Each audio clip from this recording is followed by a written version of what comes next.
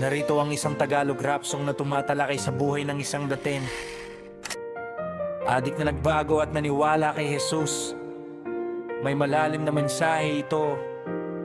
May matitinding salita na angkop sa estilo ng rap at nagpapakita ng pagbabago at pag-asa. Bagong buhay sa kanya! Kakinig ka, kaibigan, kwento ng buhay ko. Mula sa dilim hanggang sa liwanag natin nawag ako. Dati naliligaw, puso'y puno ng kalituhan. Ngunit dumating ang pag-ibig, nagbigay ng bagong direksyon.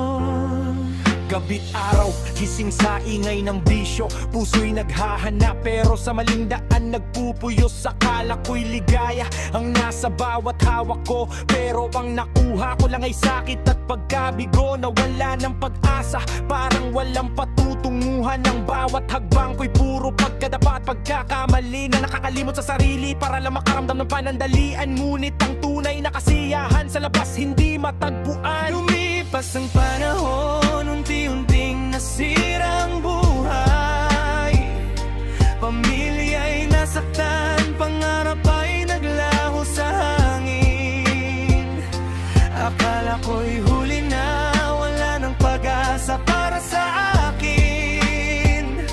Hanggang sa dumating ang sandaling ako'y tinawag niya. Ngayon ay nagbago na,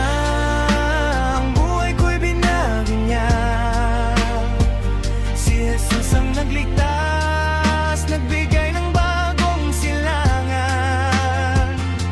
Mula sa kadiliman, patungo sa liwanag na wagas. Ang pananampalataya ko'y sandigan ko sa bawat pagkapag. Wala nang takot, wala nang pag-alinlangan. Siya'y ang gabay ko,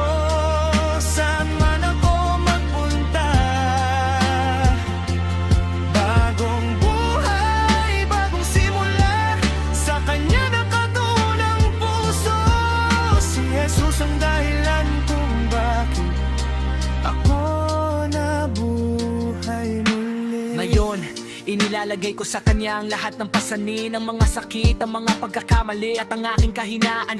Hindi na ako naghahanap sa mga bagay na walang kabuluhan, dahil ang tunay na kapayapaan